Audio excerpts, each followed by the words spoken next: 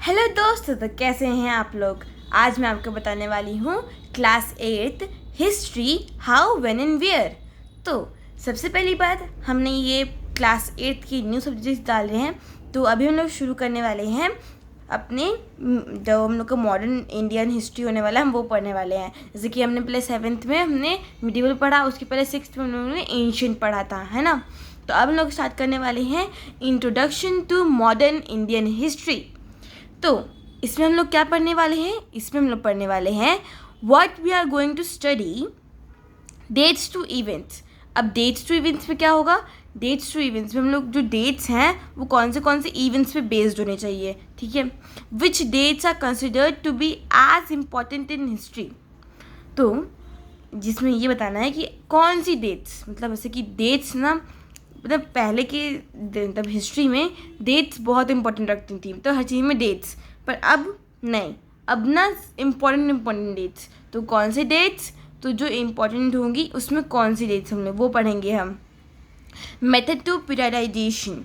तो method, the periodisation के कौन से मेथड रहे हैं, जेम्स ने कैसे बनाए हैं, हिस्टोरियंस ने कैसे बनाए थे, हम वो पढ़ेंगे। तो हम लोग का पहला टॉपिक होने वाला है how important are dates. So a time when history was synonymous with date. इसका मतलब ये हुआ कि पहले, मतलब जब बहुत टाइम पहले, जब हम लोग का जो एंशिएंट होता और मिडिवल होता था और मॉडर्न होता था, तो उसमें क्या होता था कि ना हिस्ट्री एक डेट्स पे निर्भर थी। मतलब वो उस टाइम हर चीज़ डेट्स ही होते थे। पर अब नहीं, अब history is all about comparison. मतलब हिस्ट्री को हम कंपेयर करते हैं, मतलब पहले कैसे होते थे अब कैसे होते हैं। जैसे कि पहले हम लोग ले लेते हैं मराठास और राजपूत, हम लोग का जो लास्ट सब्जेक्ट हुआ था हिस्ट्री के। अब जो मराठा राजपूत में और हम लोग की जो ब्रिटिश रूल में क्या अंतर आया, मतलब हम लोग कंपेरिजन करते हैं, है ना, इस चीज़ का। अब एवरीथिंग हैज़ एन हिस्ट्री। तो तुम्हारा जब जैसे कि तुमने जैसे कि कभी बर्थ लिया, तुम पैदा हुए, है ना, तो वो एक हिस्ट्री हो गया कि तुम्हें वो डेट याद है। तुम जैसे कि तुम जिस बर्थडे पे, जैसे कि तुम्हारा 1 जनवरी को बर्थडे हुआ, 22 जनवरी को, 20, जितने भी तुम बर्थडे हुए तुम्हारे, तुम लोग को याद रहेंगे, है ना। जैसे कि एवरीथिंग हैज़ अ हिस्ट्री। जैसे कि अब वन फाइन डे टी तो इन्वेंट नहीं हुई, मतलब सारे इंडियंस ने सोचा कि भाई आज तो टी को इन्वेंट करना है, तो आज टी पियेंगे सब लोग। ऐसा तो ही ना हुआ था, ऐसा नहीं हुआ था ना। एक ही, जैसे किसी के जो बॉईल करा होगा पानी, उसमें टी लीव्स गिर गए होंगे, फिर किसी को पसंद आ गया होगा, फिर उसने दूसरे को बताया, फिर उसने तीसरे को बताया, ऐसे करके 10-20 सालों में सबको पता चला कि टी में हम टी बना सकते हैं। फिर रेलवेज़ क्यों इन्वेंट हुए थे, रेलवे इसलिए इन्वेंट हुए कि वो ट्रांसपोर्टेशन ईजी हो जाए, किसके लिए, ब्रिटिशर्स के लिए। तो वो भी एक हिस्ट्री हो गया। Then everything must be have an time period. तो कोई किसी ना किसी चीज़ की टाइम पीरियड तो हो, किस टाइम किस चीज़ पे क्या क्या कब हुआ था। अगर तुम्हें ये नहीं पता होगा कि भाई तुम कब पैदा हुए थे, तो तुम्हें पता है बस पैदा हुए थे, तो वो बोरिंग हो जाए ना। कि यार अगर तुम्हें पता रहेगा कि जैसे कि कोई चीज़ होती है ना, जैसे कि अभी कुछ भी इंपॉर्टेंट चीज़ डेट हुए, है ना, और फिर उसमें ही हम लोग का, जैसे कि तुम लोग का बर्थडे हुआ, अब तुम्हें बर्थडे कब हुआ, अब वो तो 100 साल पहले भी हो सकता था, 10 साल के पहले, फिर मैं 2 साल पहले, ऐसा भी हो सकता है ना। तो कुछ भी हो सकता है, इसलिए हम लोग को टाइम और डेट याद रहेगी, तो हम लोग उसको ईजिली कंपेयर कर पाएंगे। But it is actually incorrect to face precise dates to the process. अब इसमें क्या होता है कि ये चीज़ इनकरेक्ट होती थी। मतलब अगर तुम किसी चीज़ को सिर्फ डेट के माध्यम से पढ़ रहे हो, मतलब सिर्फ डेट इस दिन ऐसे हुआ था, इस दिन ऐसे हुआ, तो बस ऐसे पढ़ रहे हो, तुम उसे कंपेयर नहीं कर रहे हो, तुम उसमें समझ नहीं पा रहे हो कि कैसे कैसे करना है, तो वो ईजी हो जाएगा, तो तुम लोग को वो बोरिंग लगेगा। There can be no one clear date for all process. ऐसा थोड़ी ना होता है कि ये जो टी और जो रेलवे जो बने थे वो एक दिन क्लियर डेट पे बना था कि भाई इस दिन ऐसा हुआ था, इस दिन ऐसा हुआ था, है ना।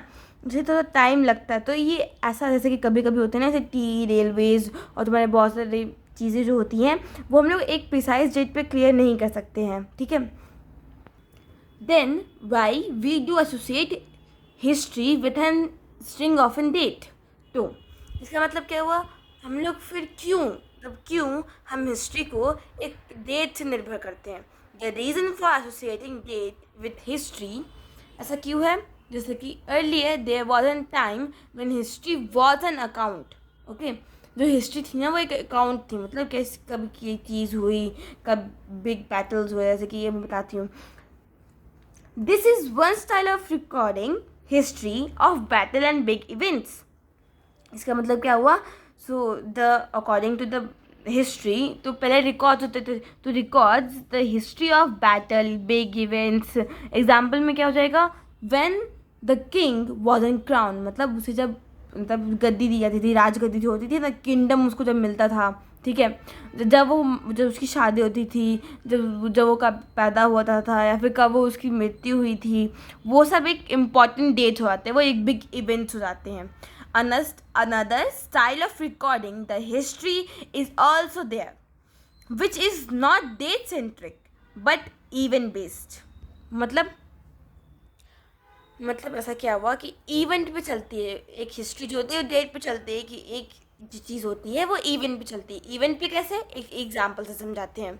How people earned their livelihood and what they produced and at etcetera. अब ये इवेंट बेस्ड होते हैं कि मतलब इवेंट कब हुआ, है ना? तो ये इवेंट हुआ जब लाइवलीहुड और बढ़े, सिविलाइज्ड हुए लोग, और उनको ये समझ में आया कि हम लोग एग्रीकल्चर कर सकते हैं, इरीगेशन कर सकते हैं, तब उनने बताया ना कि हाँ ये ऐसा ऐसा हो सकता है, तो उसे हम लोग इवेंट बेस्ड कह देंगे. सो विच डेट्स, अब हम लोग टॉपिक पे आए हैं which dates. History is not about dates but dates do play an important role. So इसका मतलब क्या हुआ? History is not about dates, but dates play an important role because the history is and like date centric, but not like it plays an important role like only the important dates. अगर तुम हर एक दिन का dates याद करते रहोगे तो वो इजी नहीं होगा तुम्हारे लिए, बोरिंग हो जाएगा.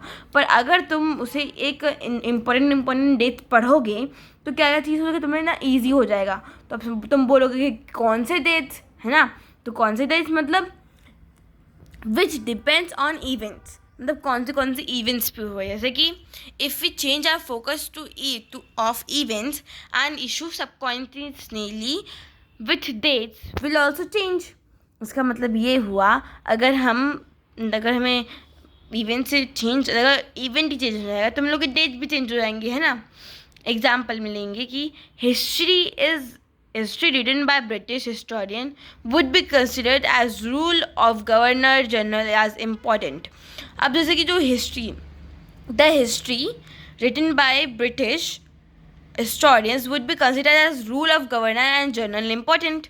So the governor and general were important at that time, like Warren Hastings and Lord Mountbatten. So he was the first governor general, and he was the first viceroy of last viceroy of Lord Mountbatten. Okay, he was the last viceroy. Okay, Lord Mountbatten.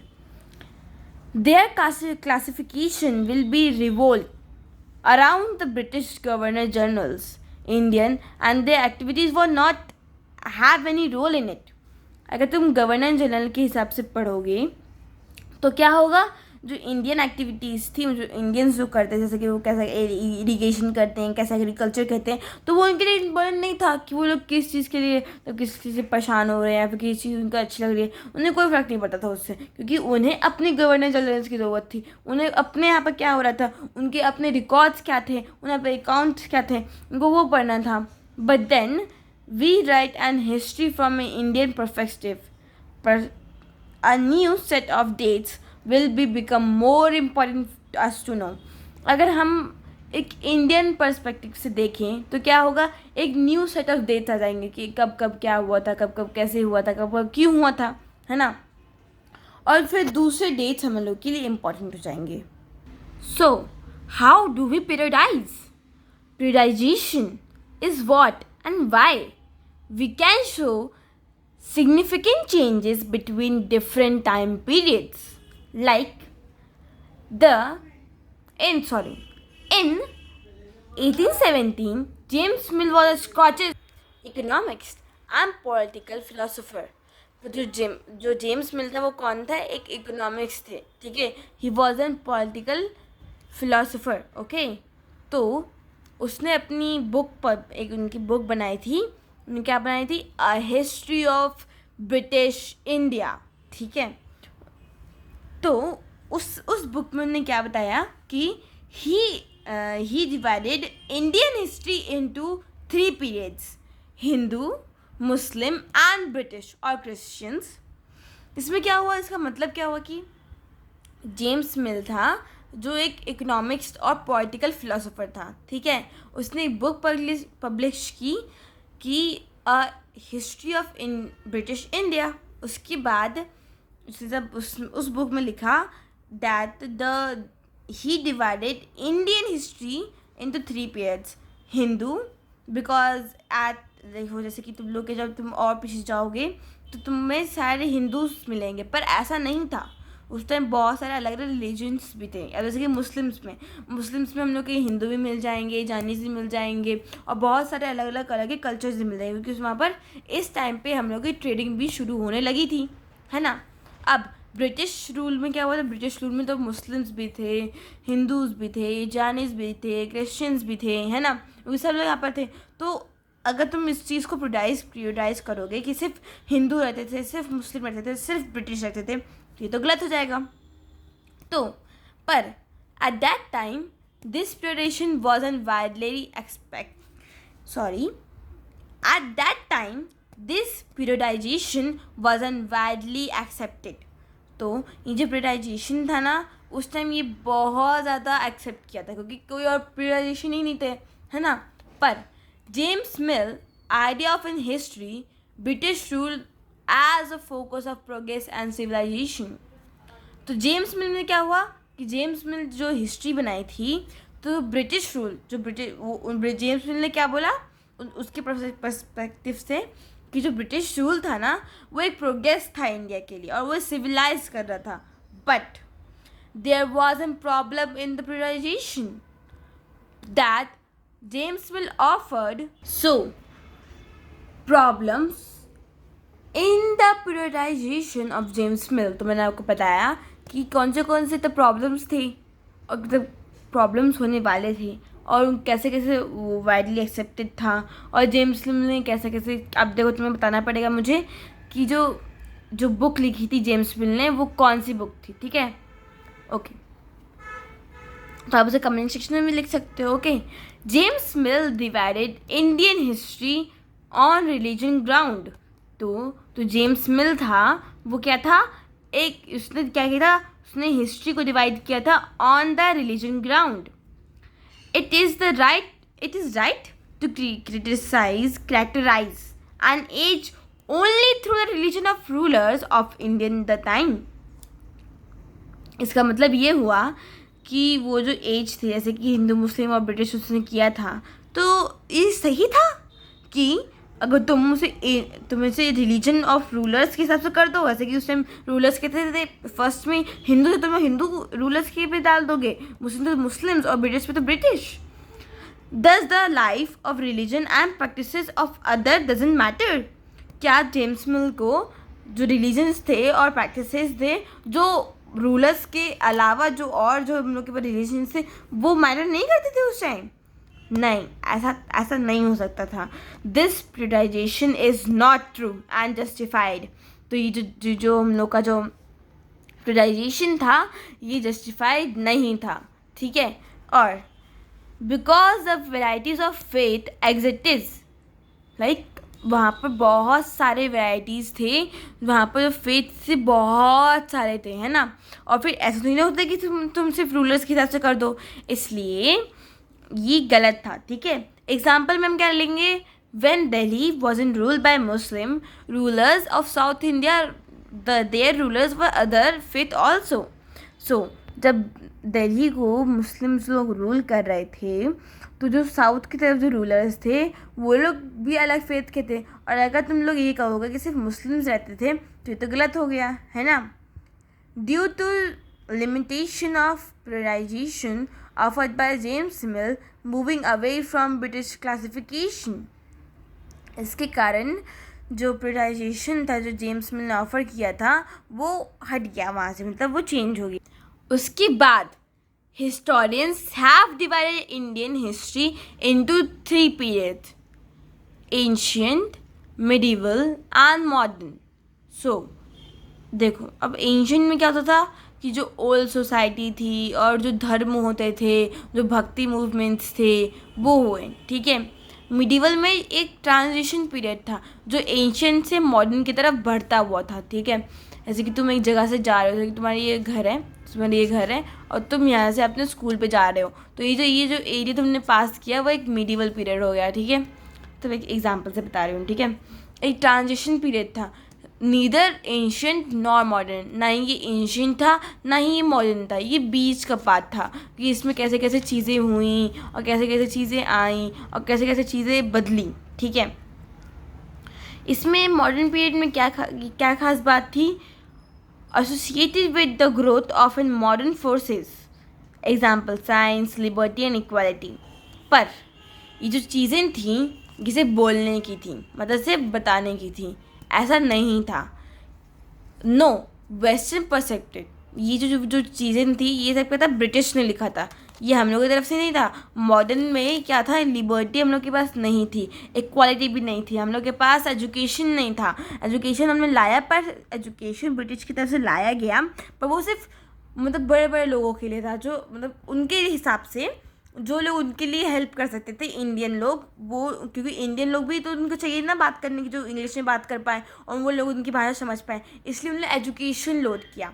तो that was not true in the case of India. तो मतलब ये भी कहीं कहीं गलत था, पर still it was an right way to like periodise the Indian history. Many historians refer the modern period is a colonial period. मतलब colonial? What is colonial period? इसका मतलब जो historians थे ना, उनने ना modern period को क्या किया, colonial period कहा. तो colonial period क्या होता है? When British came to India to conquer local nawabs and राजाज. तो ये colonial period क्या था, जब ब्रिटिश लोग ने क्या किया, इंडियन नवाब्स और राजाज को कैप्चर करना, क्या, to establish their rule, okay. और they started subjugation in the locals, जो लोकल लोग थे उन पे वो लोग मतलब रोब चढ़ाने लगे, ठीक है. Established control over economy and society, ठीक है. उनने क्या किया, जो इकोनॉमी थी और सोसाइटी थी उसमें अपने आप को इस्टेब्लिश किया. They brought up the changes in the value and taste, customs and practices. उनने एक चेंज लाया वैल्यूज़ में, टेस्ट में, कस्टम्स में एंड प्रैक्टिसेस में, ठीक है. मतलब जैसे कि जो वैल्यूज़ थे, जो हम लोग को मतलब जो गुरुजी देते थे, वो सब कुछ चेंज कर दिया, ठीक है. हम लोग की टेस्ट, खाने को टेस्ट चेंज करने की कोशिश करी गई, कस्टम्स को चेंज करने गए, और प्रैक्टिसेस जो हम लोग करते थे उनको बहुत ज़्यादा स्टॉप कर दिया था. We can say that it is an colonial India. मतलब ये मॉडर्न नहीं, एक कॉलोनियल इंडिया था, ठीक है. The subjugation of an country by another leading a political, economical and social cultural changes is known as an colonialism, ठीक है. अब इसके हम लोग सब्जुगेशन को जो कैसे प्रोनाउंस करेंगे, उसको सब्जुगेशन, ओके, ठीक है. कॉलोनाइजेशन का मतलब क्या होता है? तो कॉलोनाइजेशन का मतलब the subjugation of an country by another country. मतलब जब एक कंट्री को, जैसे कि कोई एक कंट्री को, इसका मतलब जैसे कि ये एक इंडिया है, ओके. मतलब कोई भी कंट्री और कोई पॉलिटिकल, मतलब 3-4 लोग आते हैं हमारे इंडिया में और उनने क्या किया, हमारे पे रोक लगाना शुरू कर दिया, ठीक है. जो लोग फैलते गए और उनने अपने हाउसेस डेवलप कर लिए, और हम लोग के जो टैक्सेस, जैसे कि तो हम लोग के जो लोग थे, ठीक है, हम लोग के जो लोग थे उनसे उन्हें टैक्स ने तो स्मॉल प्राइसेस में तो उनने हम लोग के क्रॉप्स ले लिए, हमारे जो चीज़ें थी उसको एक लो प्राइस में हम लोग से लिया. उसके बाद उस पर ही हम लोग पे टैक्सेस लगा के हम लोग को बेचना शुरू कर दिया, ठीक है. उनने फिर क्या किया, हम जैसे कि ये लोग थे, ठीक है ना, और उनने हम लोग से लो प्राइसेस में टैक्सेस लिए और उसे फिर हाई टैक्सेस में हम लोग को दे दिए, ठीक है. तो ऐसे किया उन लोग ने, और फिर इससे हम लोग एक कॉलोनियल कहते हैं, जब कोई पॉलिटिकल, इकोनॉमिकल और सोशल कल्चर में चेंजेस लाता है उसे कॉलोनाइजेशन, ठीक है। Administration administration produce records. अब एडमिनिस्ट्रेशन प्रोड्यूस रिकॉर्ड्स क्या होते हैं? How do we know that the last 250 years of Indian history, हम कैसे पता करेंगे कि 250 साल पहले क्या हुआ था? तो हम रिकॉर्ड से पता करते हैं। तो चलिए और पढ़ते हैं। Official records of British administration, every instruction, plans, policy, discussion, agreement had to be clearly written up. अब ऐसा ऑफिशियल जो ब्रिटिश एडमिनिस्ट्रेशन था, उनमें से क्या हुआ था कि जो प्लान्स होते थे, पॉलिसीज़ होती थी, डिस्कशन होता था, और एग्रीमेंट होते थे, उसे क्लियरली लिखना पड़ता था। क्यों? क्योंकि उनकी जो प्लान्स थे, वो इंस्ट्रक्शंस थे और पॉलिसीज़ थे, वो अच्छे से नोट डाउन हो पाए। All important documents and letters were carefully preserved. Okay, तो जो इम्पोर्टेंट डॉक्यूमेंट्स होते थे उसे वो लोग केयरफुली प्रिजर्व करते थे। Record rooms were attach to all administration. देखो, अब जो रिकॉर्ड रूम्स होते थे, रिकॉर्ड रूम्स में क्या होते थे, जैसे कि उन्हें एक इंस्ट्रक्शन की बुक बनाएंगे, जैसे कि ये बुक हो गई उनकी इंस्ट्रक्शन की, ठीक है। अब ये जो बुक थी, इसके में क्या किया उन लोगों ने, इसमें इन्हें जो जितने भी, जैसे कि ये हम लोग का एक बड़ा सा आर्चीव हो गया, आर्काइव हो गया, तो आर्काइव में क्या रखते थे वो लोग, एक बहुत सारे बुक्स होते थे जिसमें इंस्ट्रक्शंस होती थी। तो जैसे कि बुक्स हैं, वह इतने सारे बुक्स होते थे जिसके भी पता चलता है कि वहाँ पर क्या क्या हुआ, कैसे कैसे टैक्सेस लिए जाते थे, किस चीज़ से टैक्सेस लिए जाते थे, कैसे चीज़ से टैक्सेस लिए थे, तो उनसे पता चलता था कि वो लोग क्या क्या प्लान्स बनाते थे, ठीक है।